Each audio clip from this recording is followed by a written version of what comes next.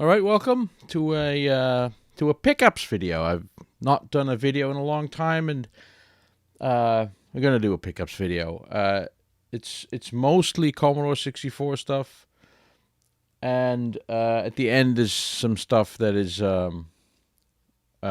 well, slightly and not completely related. You'll see what it is if you want to see it.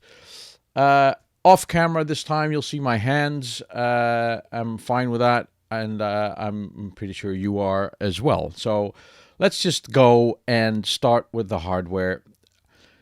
SID replacements. The SID chip, famous SID chip. They break, and people have made some very clever replacements, and not all of them are as good. Not all of them are as affordable, and I've bought a couple of them. You know me, I want to be as cheap as possible. Hold on, I get this guy out of the bag. So I started with this one. This is not something that I bought recently. I've had this a while. This is the SwinSid. The SwinSid Nano. Now, this is one of the earlier versions of the SwinSid, and it's not the best.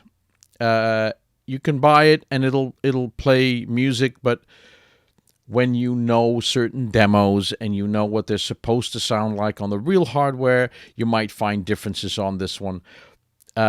This is, I mean, it's not to diss this little dude, but recently there've been some games with speech synthesis, and especially the ones where the resolution gets a little bit higher. This one won't make it. This one won't make it, but the Ulti-SIDs in the Ultimate 64 won't make it either. So, not bad, but I wanted to try something else, so I thought, let's go with the ARM-SID. The ARM-SID was, I thought, well, this is the be-all and end-all in my price range, but it sort of... well, using it, you come across the same speech stuff, and I thought, well, maybe the ARM-SID isn't... I mean, it's really affordable, and it works really well. It's very well built, and it slips into any place the original SID would slip into. The Ultimate 64 recognizes it as an ARM-SID, and you can configure it, and it's really nice, but I thought, let's do the next step up and go for, and this is the actual pickup part, the FPGA SID.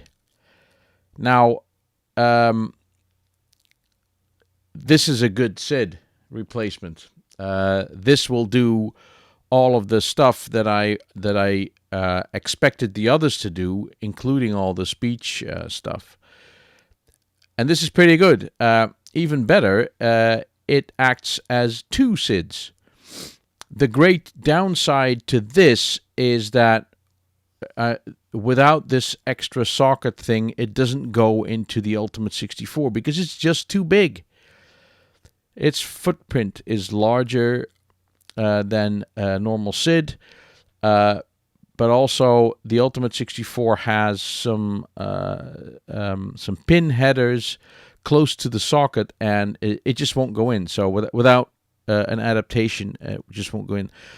So, but this works with the little socket added to it. This just goes in and it works, but it works as a single SID because how you're gonna access the second SID. So I asked my friend. Custom C64 Customs, Daniel, if he would ship me one of his adapters. So this little sucker with all the gubbins added to it, and I think the socket comes from here as well. You can use this to add the FPGA to any platform that has two SID sockets. So the individual computers, what is it, Mark II board, that has two sockets, and the Ultimate 64 has two sockets, and they're roughly in the same place. I think they're exactly in the same place. So you can add this to that, and then put this into the Ultimate 64, connect some wires, and the Ultimate 64 will think you have two SIDs, but it's on one piece of hardware. And this is really good, but it's also very expensive. So I had to, save up and sell stuff, and then buy this, and it works really well. So yeah, that's what I bought. I haven't soldered this together yet because I haven't felt the courage to do it. To be quite frank, I thought I needed this to use it in the Ultimate 64, but I don't. Because Daniel showed me that you can just add a socket and then it'll go into the Ultimate 64. I hadn't figured that out myself, but yeah. It's a good buy, this. If you have the money, no problem. Next, we're on to the games. Now, I bought Mercenary. Definitely not a new game. Paul Wokes, he wrote this game. I ran into this game one day just browsing through my or someone else's discs, and I found this game, and I booted it up, and I was confused. I was amazed at the fact that I could walk around in a 3D world. I could get in a ship and fly around. I don't think I'd experienced a 3D flight. I mean, it's all wireframe, but consider the time. And I was amazed that I could do that. I wasn't getting anywhere in the game, so I blamed the game. I thought this game is just not finished. It's got nothing. It's just got this wireframe. I can walk around, and I thought it was a demo. But it amazed me enough to get stuck in my brain, and I thought, I gotta have this. Now, much later, I figured out that Mercenary is actually not an unfinished game. It's very much a finished game, but it's an extremely weird game. You have to find a piece of cheese to fly around in. You have to collect a cobweb to get into rooms. You have to collect, a kitchen sink. I mean, to finish the story, it's a typical British kind of weird humor.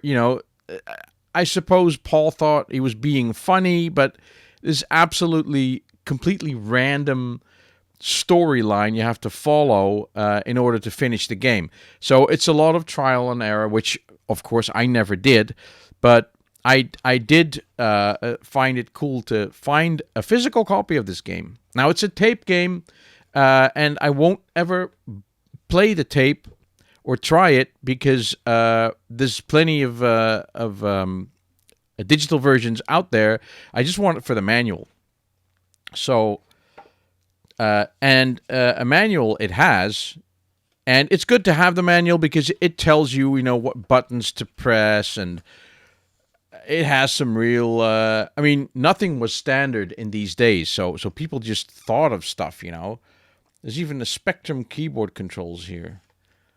It's for the Commodore 64, Atari, Amstrad, and the Spectrum. Forward on the left is a compass thing. Respond, yes. I think there's one moment in the game where you have to press the yes key. I know there is one at the start. Take object, drop object, leave vehicle. You really need like a simple keyboard summary like this is often essential to have. Now, I know there are instructions here for loading the second city. I know there was talk of a sequel to this game. I think there was even a confirmation that one was underway for the Commodore 64, but it actually never came. But I do think a sequel came for the Amiga. But I've seen that, and it doesn't seem like there's a whole lot of difference. So I think the series kind of died out there, but it is a cult thing. Look, I've got like Mercenary and the Second City data set. Isn't that great? It's even for the +4. Oh, wow. That's amazing. Now, because the game is such a weird collection of events that you have to go through, I think in some magazine, a map came out, and I didn't even know this when I bought this, but the seller of the map the seller of the game included the map from the magazine. So these are all the complexes that you can visit and all their locations. Now, every complex that you visit these are all rooms, right? I think you enter through the hangar, and then you go down, and you have all these hallways and this is all wireframe, so there's nothing to tell you in which room you actually are when you're there. So this map is essential unless you actually draw it yourself. So I thought this was pretty cool to have, and I may at one point even decide to go through it, and but I probably won't. I mean, it's just such a nice cult thing to have, and this is why I like buying things like this. Mercenary 1, yes. Now, we'll go to the homebrew front. Solus. This is the Solus Special Edition. Now, I have Solus, of course, the game designed by Trevor Story and made by Georg Rottensteiner, published by Cytronic. I loved Solus. I loved it so much that I bought several copies of it, I think. I even bought Trevor's design notes in a little book, and he shipped me a copy of the game as well. So I was really happy with it, but I did notice that especially the jumping mechanic in the game wasn't that great. The very simple fact that you can either jump up, but you can't correct your jump midair, that kind of thing that's been in games since Mario, wasn't in Solus. And I am not quite sure why Georg didn't put that in, because I know that he did that in games that he made previously, so it's a bit weird. But I couldn't wait for Solus 2 to come out, because the music in this game, and it's just a flip screen adventure game, collect stuff and put things together puzzly. It has an exploration kind of vibe to it. I loved it. I love games like that, and it is a game that really inspired me, I suppose. I liked it. Then the Solus Special Edition was announced. And it's got a bit of a weird story, because it was meant to be, it was meant to entice people into the Kickstarter for the vinyl of the soundtrack for this game and Solus 2, right? So there's a Kickstarter for a vinyl, and in order to make people excited for it, you could get a copy of the Solus Special Edition. And in the Special Edition, there's no new graphics, there's no new music, there's no new levels, no new puzzles, nothing. But the most important thing, there's a new graphic in the load screen. There's no two-player option. There's nothing new. But the jumping is fixed. The jumping is improved, because that would make finishing the game easier. But I didn't want the vinyl.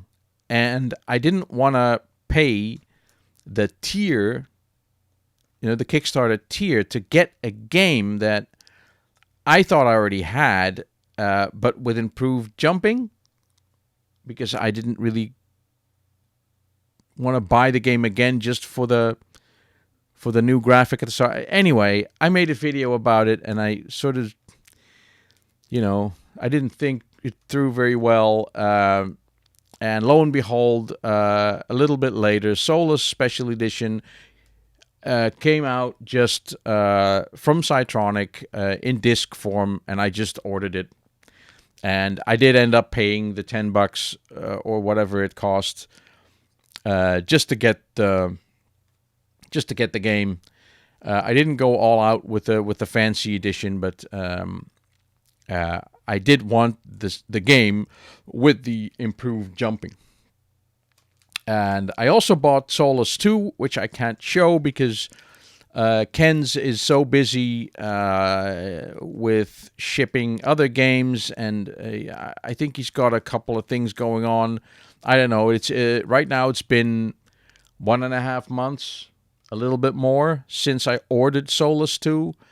But, it's just a matter of waiting. I know it'll come. Solus 2 is a different game, a different story. I think the responses weren't as great to Solus 2 as they were for Solus 1. I haven't really had a chance to dive into it. So anyway, the Solus series, I do recommend it. The music in this game is amazing. And the exploration in Solus 2, I'm sure it's a very interesting game. Again, I booted up only once so far because I've had things going on, so I haven't had time. But I do recommend this one and possibly Solus 2. Have a look at it at least because it's I think it's a good game. Then the next game is Revs. All right. Revs is a racing simulator, a racing game. Formula 3 racing simulator, actually. It was written by Jeff Crammond.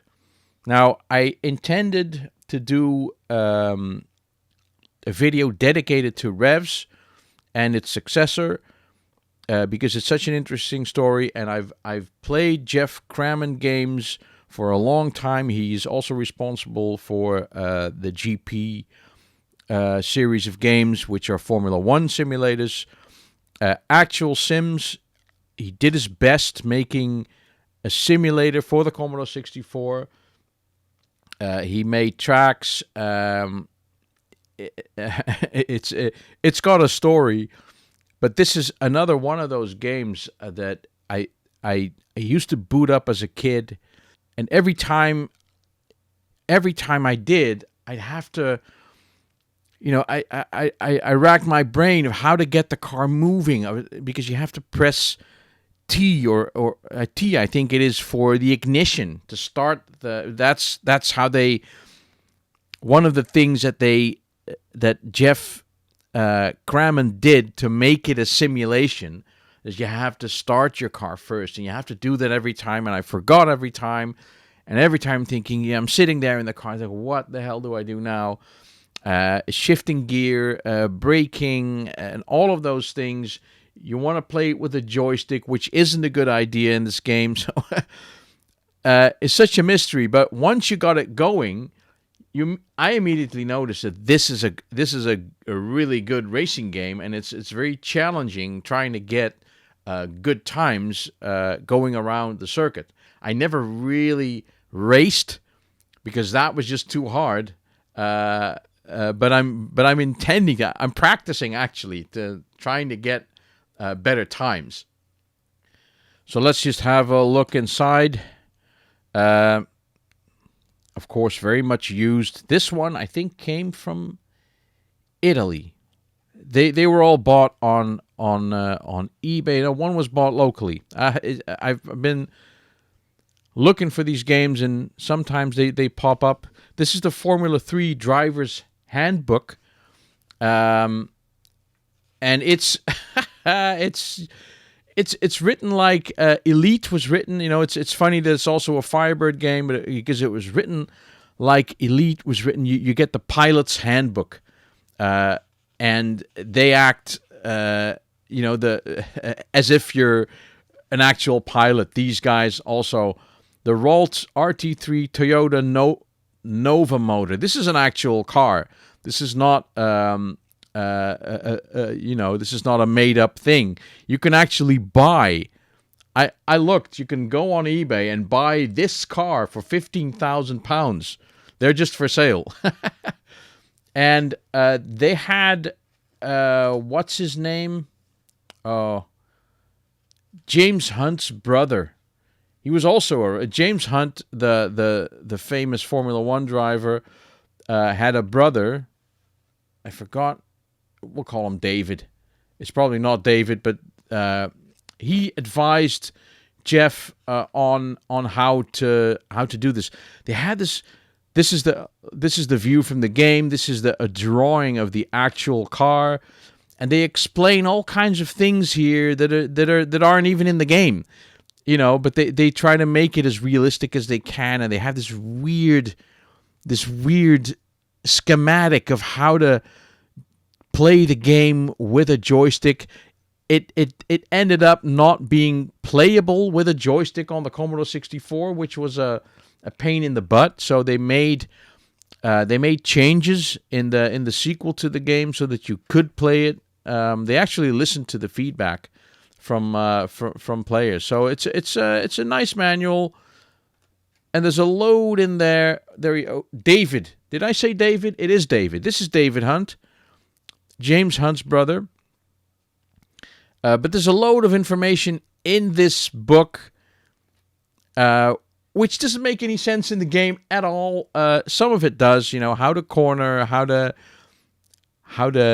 not take the granny line, how to be quick, geometric line, ideal line, and all that. It's just fun to read through this stuff, and again, it just heel and toe, how to apply the brake and the gas pedal with your right foot. It's the thing that you do, that they did in real racing, but in the game it doesn't make, it doesn't play any role. So it's just funny. And then there's the special Revs racing program. Talk about manuals. This is a picture of the actual car, and this is probably David himself, and sponsored by Acorn Computers. This is why it all came together.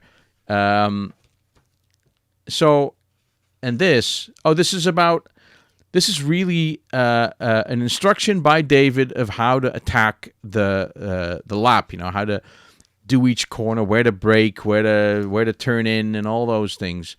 And yeah, it's a really nice experience, actually driving, actually finding the braking points and setting up your speed. And the simulation is really good. Lap timetable. Oh, this says you can convert, if your time is 124, your average speed was 125 miles an hour. It says in the manual that once your times get consistently below the 140s, then you can consider doing a race, but I'm not getting there consistently. So, and look, there's an ad for Elite, my favorite game. A little thingy. Oh yeah, this is again the schematic and the tape, never to be loaded.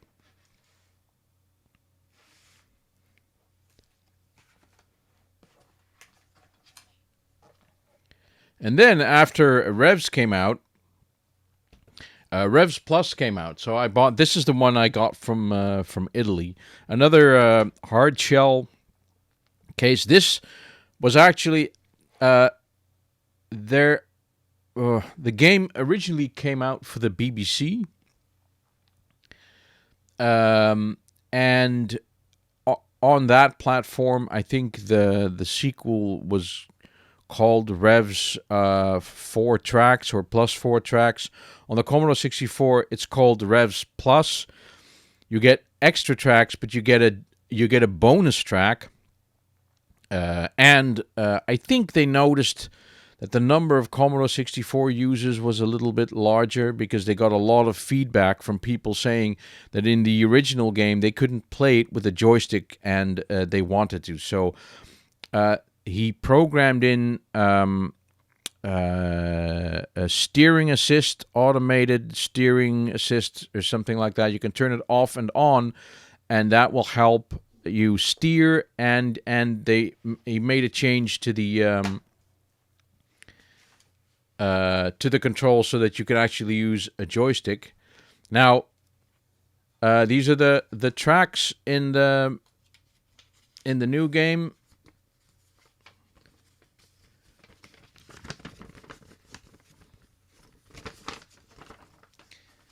These are actual tracks, not made-up tracks.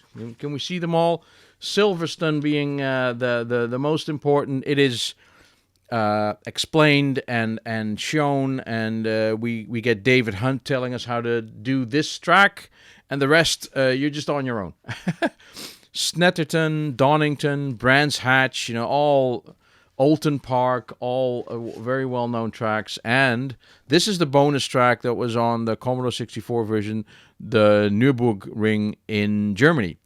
And the funny thing is that the manual gets the name wrong, but it's correct here. But in the manual, they... I don't know. The quality control wasn't that, they weren't in that day, I suppose, because they mess it up a little bit. And there's the Revs Plus tape again by Jeff Crammond. I do recommend, if you're into racing sims, I think I'm convinced that the GP2 game GP2, GP3, GP4 on PC is still actually a pretty good simulation, and I think there's a modding community, or at least there was, which was it was a pretty good game, a pretty good sim. It won't simulate current cars, of course, and it's not better than the FIA games now, but still, I was impressed then. And with computers now, they should be able to run those games easily. So this manual, I don't know, it's got mold damage. I tried to clean it, and it looks better, but it's it got wet, and but it's basically the same manual, with a couple of changes but the same stupid diagram is still in there. Starting the engine. Before putting your driving skill to the test, you must, of course, start the engine. Press T when the car is in neutral or the clutch is drawn until the engine starts. So you have to be in neutral. If you start the car and it's not in neutral, it won't start and all that. It's it's real sim stuff. But again, the manual is much the same. There's a multiplayer setting, and the way that works is that you don't race at the same time. You take turns racing, but the computer sort of registers the other racers' times and then simulates that in the next round, where the other players can sort of race against each other or something like that. It's actually quite clever. For the rest, the manual is the same. Oh, and this is like marce, acceleratore, motor potente, partenza, the volante. All these. This guy wrote the translations into Italian. So this is what you have to deal with. Control and Q is the gears, and A and S is braking and accelerating. CAS is computer-aided steering, which they added in this game. You can restart the game, go back to the beginning, unfreeze, freeze.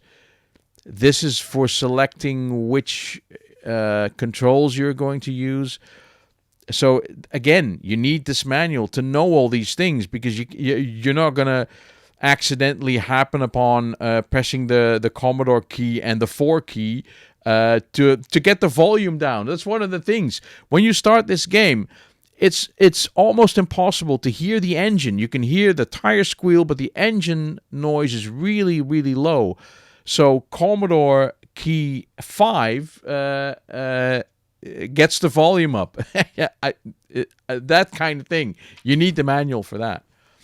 So really, really enjoyed this game, and I'm very happy to have this and to have the manual. Oh, here we go. The Neuburgring, which actually the Nürburgring.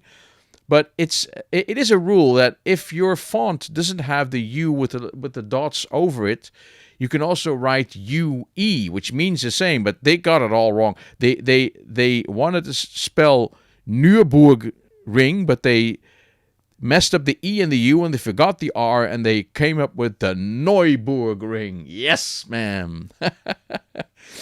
Anyway, Revs Plus, I love it.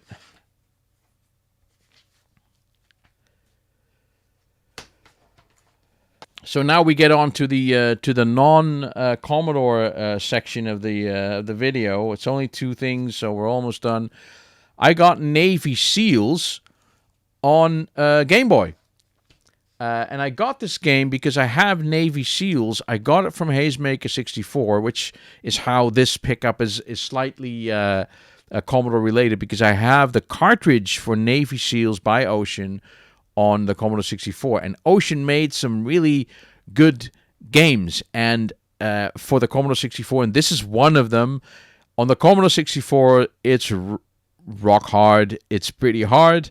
On the Game Boy, it's better.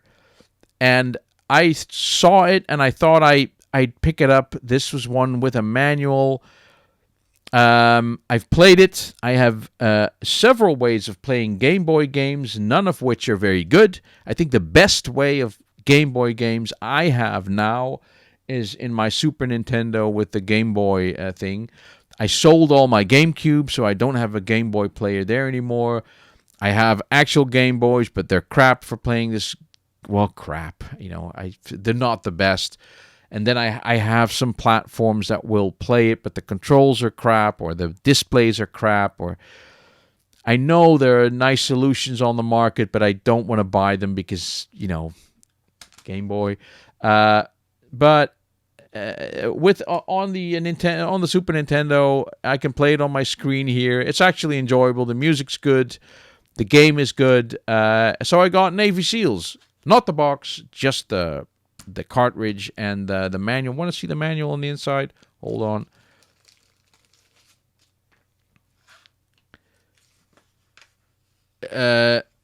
Yeah.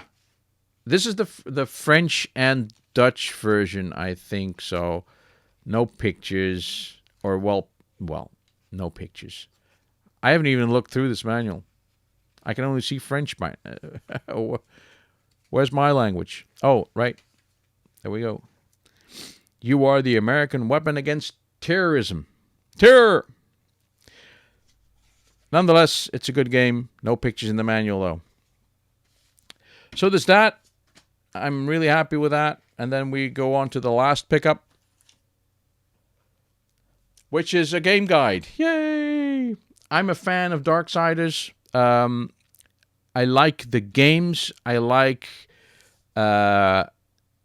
especially the story is great. You've got demons and you got angels fighting, and they've been at war, and the war is over, and to keep both parties apart, there's the Charred Council who employ the abilities of the four horsemen of the apocalypse, and there's death, and there's war, and the other two, I don't know, but all of these guys play a role in the Darksiders 1 through 1, 2, and 3, and then there's Genesis. Darksiders 3, I think, the weakest game in the series, but Darksiders Genesis is more of a Diablo kind of top-down. This guide, they're surprisingly difficult to get where I live. In the United States, it's easy to find them, but I pay like $25 just to get it over here, and it's not worth that. To get a guide over here is, they just don't come up very often. So at the time that I looked for the first time, there was one lot with this guide and the guide for Darksiders 2, which I just missed. now Darksiders 1 came up, and I thought I just wanted to have it. The controls are pretty convoluted and hard to remember, so that's why I like having a guide. There are secrets that you just won't find unless you read about them or see someone locate them in a playthrough. This is why I wanted this game. Collecting stuff, upgrading your character, climbing, fighting, maps. So there's exploration, and there's a whole lot in this game that I really like. And now I've got another game guide that hopefully I will actually read through when I need it, because I have a whole stack of these game guides and I hardly read them. But, every once in a while, I play this game on the Wii U. You can play it on Steam. You can play it on a load of platforms. I'm pretty sure it's also on Switch. Still a good game series. I do recommend these games. I really like them. Maybe you will too. So those are my pickups. That's everything. So I'll just stack them up. There we go. Revs and Solus. And then there's Mercenary. And, of course, Navy SEALs. So, thank you for watching, and I will see you next time. Bye-bye.